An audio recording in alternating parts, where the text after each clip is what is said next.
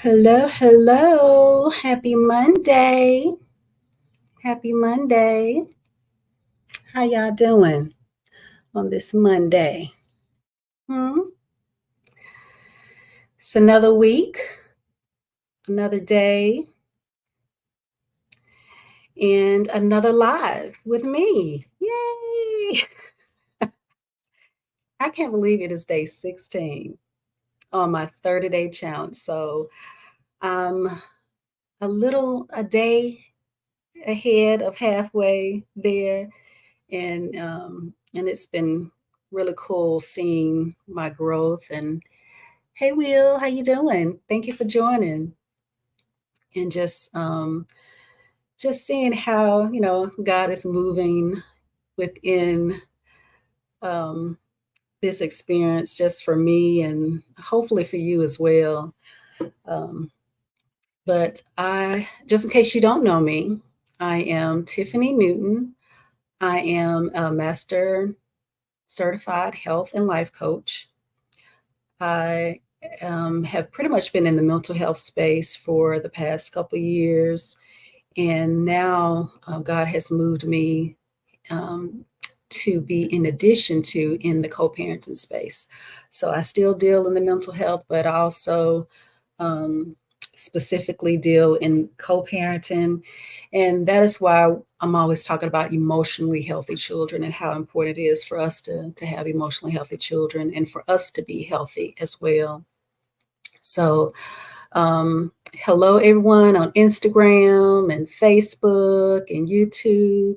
Thank you so much for joining.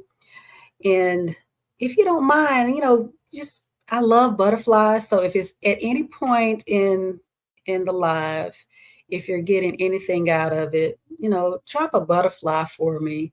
That'll give me a little encouragement, so I know that I'm not saying anything too crazy to you. But I believe that what I'm sharing is from God, because it's coming from a place of love, and we know that's who He is. He is love. Um, so we've been talking about, what? Let me check my settings one more time. I have this thing about my settings. I have to look at it twice. Okay, I looked at it a second time, so we're good. um, so I have um, been I guess within the last week, we've been talking about the child first method, which is our vault. That is what holds um, the success of us being healthy co-parents, and um, our children being emotionally healthy in this space. And one thing I want to always remind you of is that my focus is always going to be the child. It's always going to be our children and what's best for them. So everything that we discuss will go back to that, and it will encompass that. So can we all agree that that should be our focus? Yeah.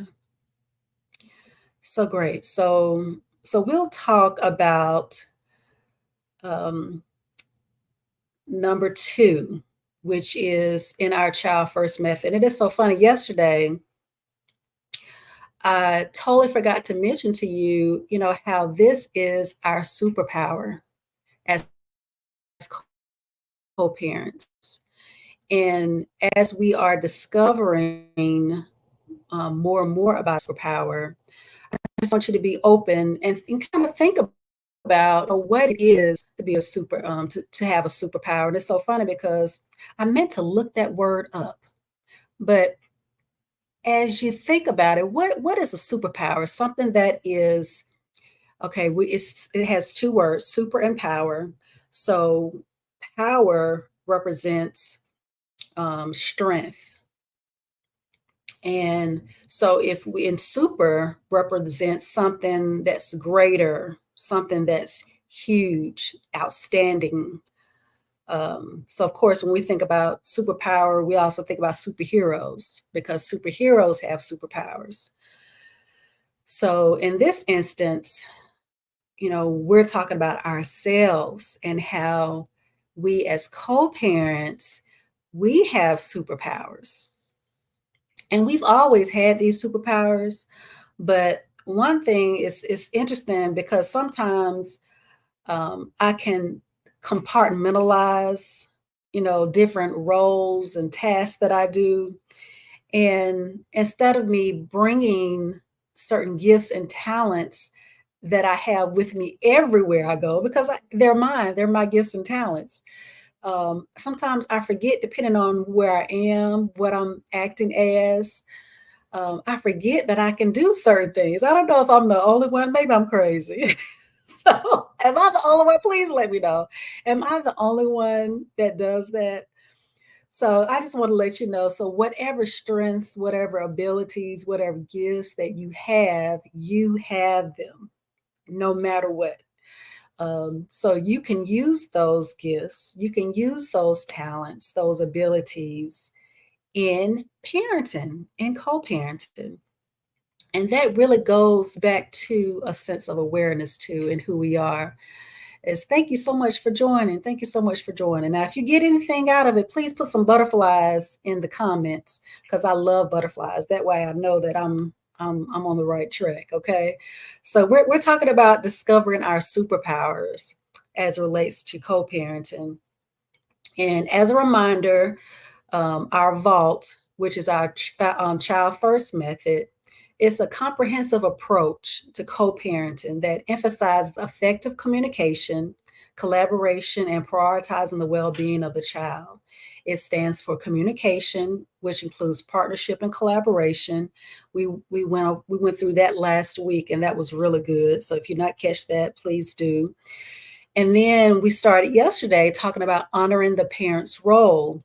And that's when we went into strengths and those strengths being our superpower. So, so as we go into thinking about what our superpower is, and how does that look like? Because yesterday we talked about acknowledging and approaching each individual strength and actually, well, not I'm not gonna say approaching, but I'm sorry, appreciating and acknowledging each other's individual strengths and contributions. And when we're able to acknowledge and appreciate each other's strengths, which this is something that we should have done throughout our marriage as well and our relationship. And it's things that we probably did recognize, but a lot of times post divorce, we don't like to see good stuff sometimes. And people we don't like because they did us wrong for whatever reason is that we're not wanting to see good, but there those things are good for our child because remember that is our focus.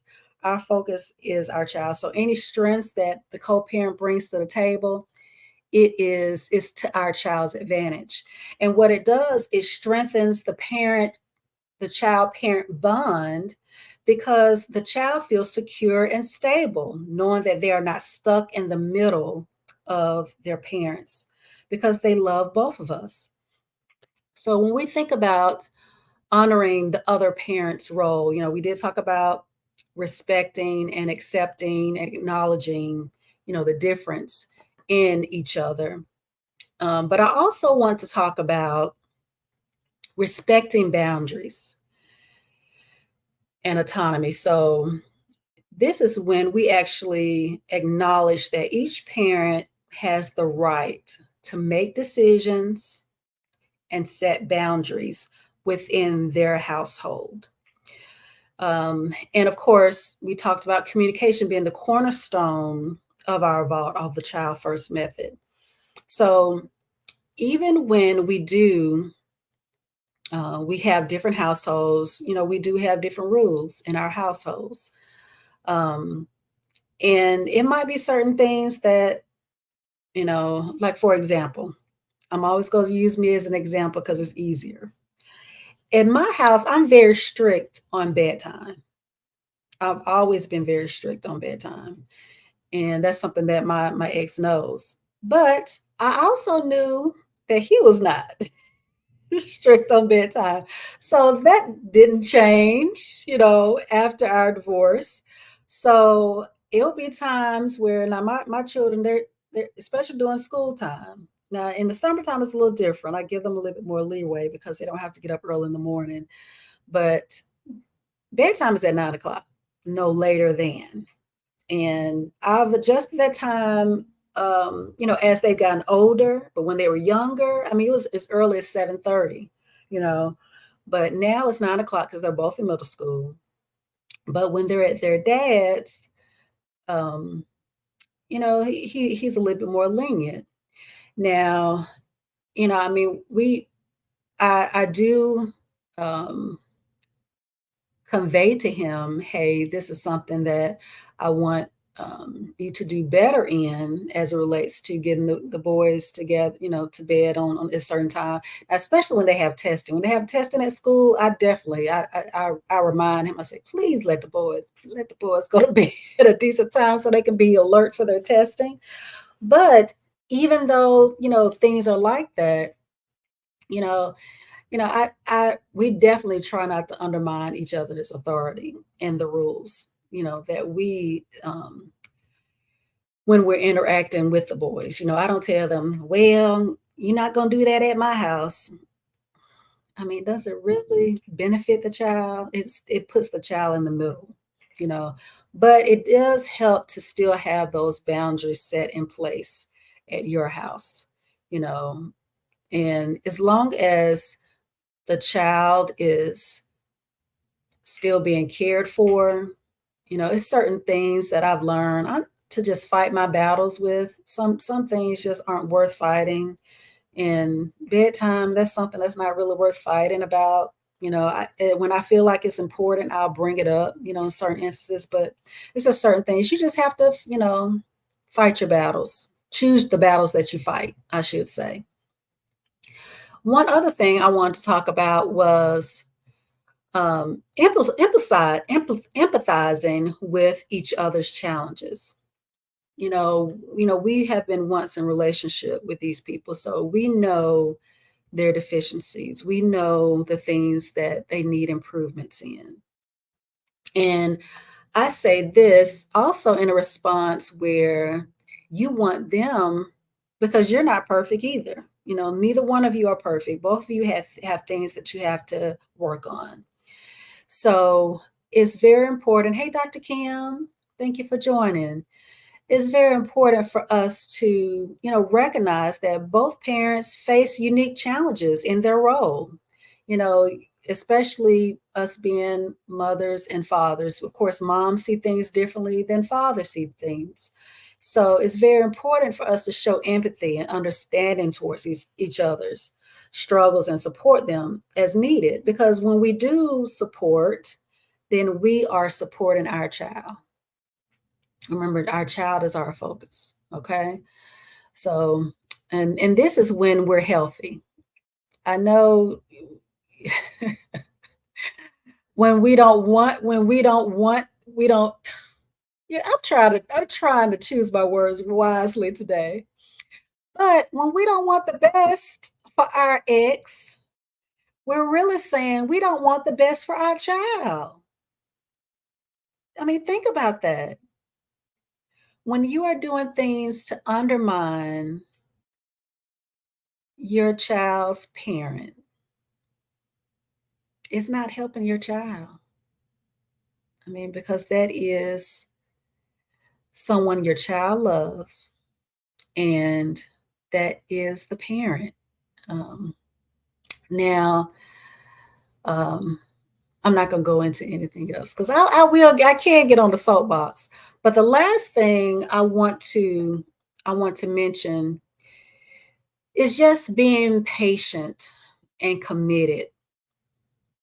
You know, we it's going to take time and effort to honor the other parent's role, and especially when you are healing from things, because it's certain things, like I've said before, it can trigger you, things that they might say or do, especially if there's someone else in the picture, if they're dating someone, it's certain things that can potentially trigger you. But I want you to give yourself grace. And I also want you to give the other parent grace. I want you to extend what you want extended to you. So be patient. And as you build that collaboration, with that other parent, you know, just continue to think about, hey, this is for my child. Sometimes I have to tell myself, this is for my boys, this is for my children. And as I think about growth too, when we haven't matured in a certain area, in that time it takes, it's like building a muscle. And I think this is with anything that we're growing in life, anything that we have to grow to in life. And in this particular case, we're talking about co-parenting and actually growing the muscle of having a healthy partnership. So in order for us to grow that muscle, we have to exercise it. And it's certain things that we have to do. Just like physically, it's certain things that you have to do in order to make things better, to make the relationship better. So I just wanted to add that in as well, because I know, this isn't easy for everyone, to hear, because there are challenges that we face in our relationships, because we all have different scenarios. No relationship is the same. So that is it for day 16. Hopefully you were encouraged and you got something out of it.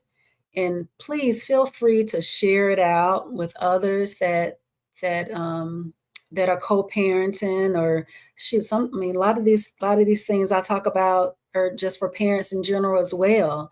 I think we should be proactive in our responses with one another, as it relates to even in marriages. Sometimes it's just things that we can do to get better all the time.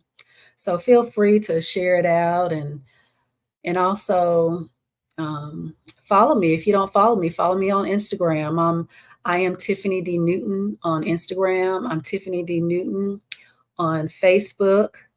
And if you got anything from today, please give me some butterflies. I love butterflies, just so I know that you got something from our talk today.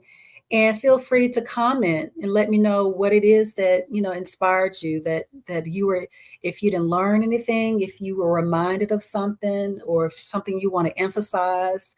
I love reading the comments, and I love getting that feedback. And also follow us on the Teach Me Tribe. I have a Facebook group called Teach Me Tribe, when men and women come and they listen, they share, and they empower one another. Thank you so much for the butterflies, Dr. Kim. And follow us on YouTube as well on the Teach Me Tribe. And it's a big fly over here, and I'm just been tripping about it the whole time I've been alive. But anyway. But I just appreciate you all for joining today. And until tomorrow, we'll move into the I, which is involvement in a child. And just a tidbit of, I have a surprise guest that's going to be coming later on in the week. So stay tuned. I can't wait. You're going to really enjoy it. So be on the lookout for that. And until then, thank you for joining. Love y'all. And I will see you on tomorrow.